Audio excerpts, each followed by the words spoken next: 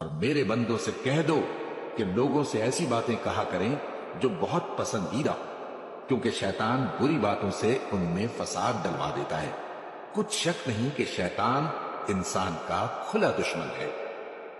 اللہ اس گناہ کو نہیں بخشے گا کہ کسی کو اس کا شریک بنایا جائے، اور اس کے سوا اور گناہ جس کو چاہے معاف کر دے، اور جس نے اللہ کا شریک مقرر کیا اس نے بڑا بہتان باندھا۔ کیا تم نے ان لوگوں کو نہیں دیکھا جو اپنے آپ کو پاکیزہ کہتے ہیں؟ نہیں، بلکہ اللہ ہی جس کو چاہتا ہے پاکیزہ کرتا ہے، اور ان پر دھاگے برابر بھی ظلم نہیں ہوگا۔ دیکھو یہ اللہ پر کیسا جھوٹ طوفان باندھتے ہیں، اور یہی کھلا گناہ کافی ہے۔